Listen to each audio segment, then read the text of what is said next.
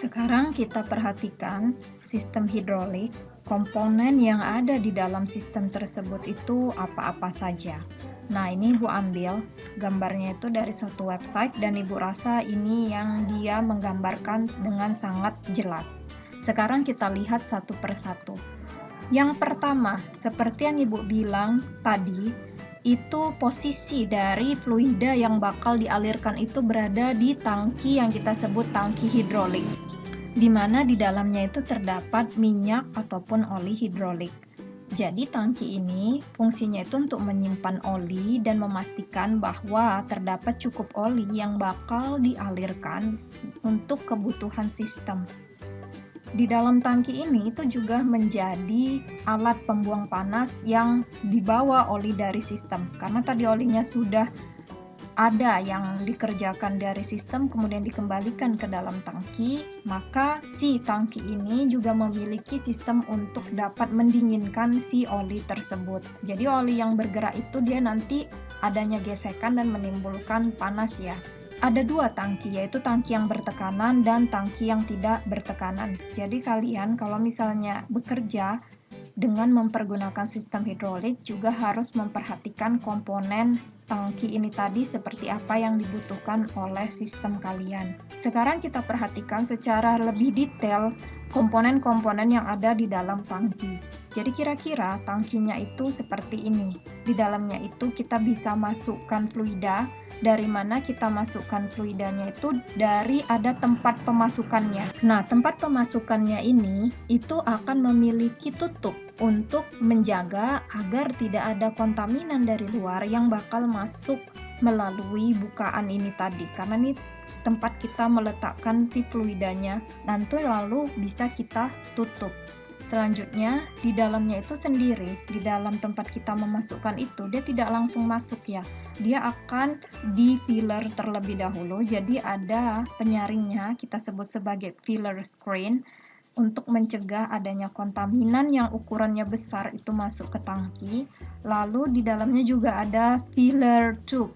Nah, filler tube ini tadi untuk mempermudah melihat apakah tangki tersebut itu sudah sampai ketinggiannya sesuai dengan yang kita butuhkan. Selanjutnya, fluida yang sudah masuk ke dalam tangki tersebut itu dia akan ada putaran yang disebut sebagai baffle. Jadi ini baffle ini mengatur aliran oli atau memutar oli sehingga kalau ada kotoran itu dia akan mengendap dan tidak masuk ke dalam pompa. Juga dia bisa mengurangi gelembung udara yang akan masuk ke pompa karena dia terus dilakukan putaran alirannya. Yang berikutnya, seperti yang Ibu bilang tadi, itu ada dua aliran dari si tangki tersebut. Ada aliran yang menuju ke sistem, ini dia, to pump, memompa oli ke sistem, atau aliran ini yang dipergunakan si pompa tersebut untuk dapat mengalirkan atau menariknya ke sistem, dan juga tempat ataupun saluran untuk mengembalikan oli dari sistem menuju ke tangki kembali. Nah, ini dia return to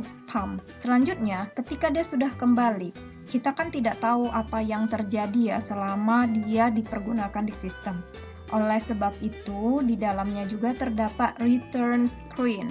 Jadi return screen ini tadi untuk mencegah partikel kotoran yang berukuran besar masuk ke dalam tangki yang berasal dari sistem. Namun, dia tidak dapat menyaring kotoran yang lebih halus, sehingga kotoran yang lebih halus itu tidak juga disaring. Di bagian bawahnya, ini ada yang disebut ecology drain. Jadi, ecology drain ini itu sebagai lubang tempat pembuangan oli, maksudnya di sini pembuangan ya. Juga air yang sudah terpisah dari oli. Jadi, bisa di bagian bawah ini. Dan di bagian atas ini kalau kalian perhatikan, karena olinya tadi itu tidak diisi sampai penuh untuk menghindari tekanan yang berlebihan di dalam tangki ini sendiri, karena tangkinya nanti akan mengalami penarikan ketika pompa bekerja atau pengembalian dari sistem ke dalam tangki tersebut, maka di dalamnya ada vacuum relief valve yang dimana sebagai tempat keluar masuknya udara agar tekanan di dalam tangki tersebut terjaga. Cara kerja yang kita pelajari tadi kan dia minyak dari si tangki ini dipompa keluar Bisa dipompa keluar melalui siapa? Ya tentu saja kita butuh yang namanya si pompa. Jadi sebenarnya yang dikatakan sebagai pompa itu adalah alat yang mengambil energi dari suatu sumber, misalkan dari mesin, motor, elektrik, dan lainnya, dan mengubah energi tersebut menjadi energi hidrolik. Jadi ini ada mesin yang dia nanti bakal menarik si fluida tersebut, dan fluida tersebut menjadi energi hidrolik yang bakal dialirkan ke dalam sistem kita. Pompa itu ada dua, yaitu non-positive displacement dan ada yang positive displacement. Sedangkan jenisnya sendiri itu ada yang radial piston pump, gear pump, vane pump, dan piston pump. Sekarang kita lihat terlebih dahulu secara lebih detail lagi gambaran dari pompa-pompa ini seperti apa. Jadi kalau yang pompa non-positive displacement itu pompanya mempunyai karakteristik perubahan tekanannya mempunyai pengaruh yang besar terhadap kapasitasnya. Sedangkan kalau yang positive displacement, dia karakteristiknya perubahan tekanannya hanya berpengaruh kecil terhadap kapasitasnya. Jadi ini tergantung kepada kalian butuh pompa yang seperti apa. Untuk jenis pompanya sendiri, dia dapat memompa itu terbagi lagi seperti yang Bu bilang tadi menjadi 4. Ada yang gear ataupun gigi. Jadi di dalamnya kalau kalian lihat ada gigi. Dia pakai dengan cara itu, atau vane. Vane ini baling-baling ya. Dalamnya itu seperti ada baling-baling yang berputar sehingga dialah yang nanti bakal memberikan tenaga pompaan. Ada yang piston. Nah, kalau piston ini kalian sudah tahu ya seperti apa. Nah, jadi piston itulah nanti yang bakal melakukan pompaan, dan ada juga pistonnya itu yang dia berbentuk radial ataupun dia berputar seperti ini. Selanjutnya, setelah tadi si fluidanya keluar dan dipompa masuk ke sistem, nah itu diatur oleh pressure control valve.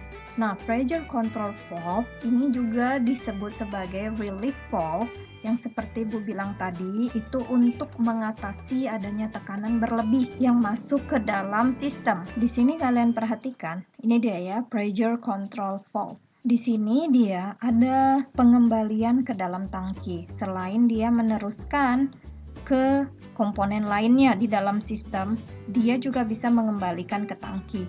Sehingga yang tadi hasil pompaan itu tidak sepenuhnya masuk ke sistem, tetapi dia bisa dikembalikan fluidanya ke dalam tangki. Inilah yang disebut sebagai pressure control valve. Selanjutnya, setelah dia sesuai tekanannya atau fluidanya itu sesuai jumlah dan tekanannya untuk masuk ke dalam sistem, dia difilter terlebih dahulu.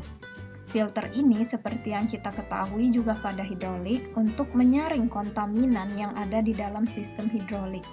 Seperti yang kalian tahu tadi, meskipun pada tangkinya ini sudah ada filter, tapi itu untuk kontaminan yang besar. Maka filter yang ini, komponen ini sengaja dirancang khusus agar kontaminan yang ukurannya halus pun itu bisa dia tidak masuk ke dalam sistem kita karena dapat menambah gesekan.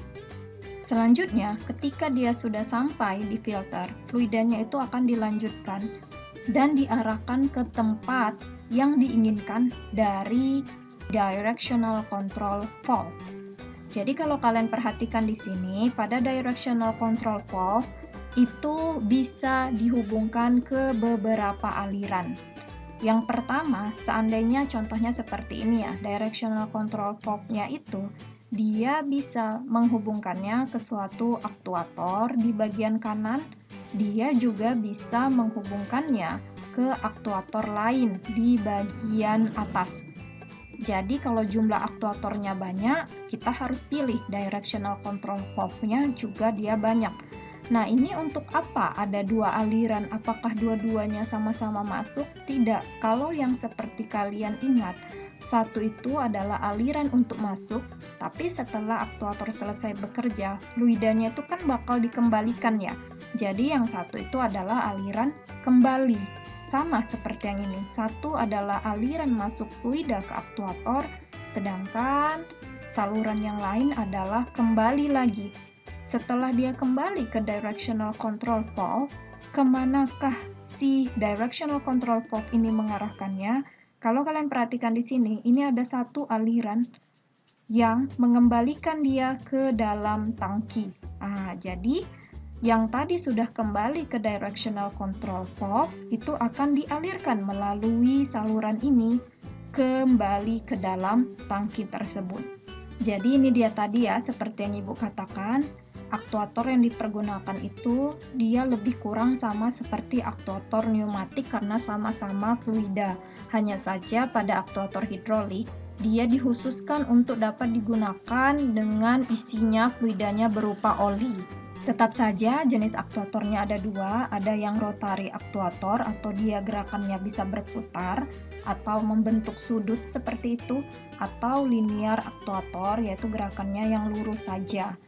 Contoh dari aktuator linier sama ya, silinder hidrolik seperti yang lalu, silinder kerja tunggal, silinder kerja ganda.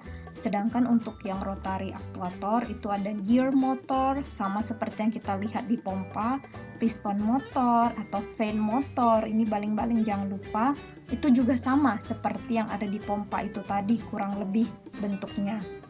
Nah, jadi kan tadi Ibu bilang yang masuk kembali ke directional control valve ini itu kan bakal dialirkan kembali ke dalam tangki. Namun ketika dia dialirkan kembali itu kan olinya itu dia dalam keadaan yang panas karena sudah mengalami gesekan dan dibuat sebagai tenaga di dalam tangki sehingga dia panas. Untuk dapat kembali ke tangki itu dia didinginkan terlebih dahulu. Makanya di sini ada elemen lain yang disebut sebagai cooler. Jadi cooler ini untuk mendinginkan minyak hidrolik dan mengangkut panas yang dihasilkan seperti silinder dan pompa. Air cooler ini tadi dia terdapat dua ya, ada yang pendinginannya dengan menggunakan udara, ada yang pendinginannya dengan mempergunakan air atau water cooler. Nah, jadi ini tergantung kepada kebutuhan seperti apa. Jadi kira-kira seperti itulah. Jadi seperti itulah komponen-komponen utama dari sistem hidrolik secara lebih lengkapnya. Dia lebih banyak komponennya ya. Yang pertama dia punya tangki, fluidanya akan dipompa oleh si pompa dan mengalir ke pressure control valve untuk melihat tekanannya berapa. Setelah itu sebelum ke sistem dia difilter terlebih dahulu.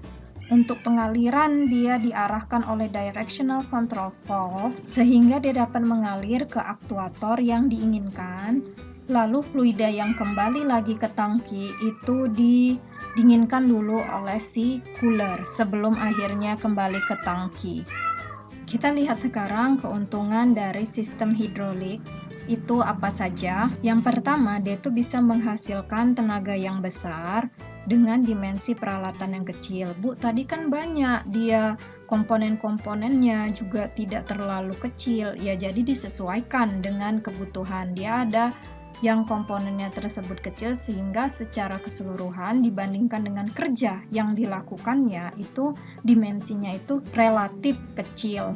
Yang kedua, itu kecepatan geraknya dapat diatur ataupun bervariasi. Mudah diubah arah geraknya karena tadi dia mempergunakan fluida atau yang berbentuk cair untuk dapat menggerakkan atau memberikan efek gerakan mekanis. Contoh penggunaan sistem hidrolik itu di mana saja? Bulldozer. Nah, kalau kalian lihat bulldozer itu dia pakai sistem hidrolik. Traktor juga sistem hidrolik. Car lift ini juga sama, sistem hidrolik. Dongkrak hidrolik itu juga termasuk dalam sistem hidrolik. Dump truck itu juga. Dan komponen-komponen kendaraan seperti power steering, rem itu juga mempergunakan sistem hidrolik. Jadi sistem hidrolik ini ya sebenarnya itu dia hukum dasarnya itu adalah hukum Pascal. Di mana hukum Pascal ini menyatakan tekanan yang diberikan pada suatu ruang itu akan diteruskan ke segala arah dengan sama besar sehingga dia merata ke segala arah tekanannya tersebut dan dapat memberikan kerja meskipun di sini tekanan yang diberikan itu tidak besar, tetapi karena dia diteruskan ke segala arah dengan sama besar jadi akumulasinya itu menjadi besar. Nah, ini kira-kira dasar dari sistem hidrolik kita. Dongkrak hidrolik itu mempergunakan hal yang sama. tapi tekanan yang diberikannya itu adalah tekanan yang berasal dari fluida. Ketika kita ngerem, itu juga ya, kalau kalian perhatikan, ketika kita rem, kita kan memberikan tekanan ya, yang kemudian dilakukan untuk dapat menjepit ban. Nah, itu juga sama seperti dasarnya, yaitu tadi fluida tadi itu diteruskan ke segala arah sehingga dia bisa menjepit benda yang ada di tengahnya dengan satu tekanan yang dari kaki kita saja. Sampai di sini terlebih dahulu.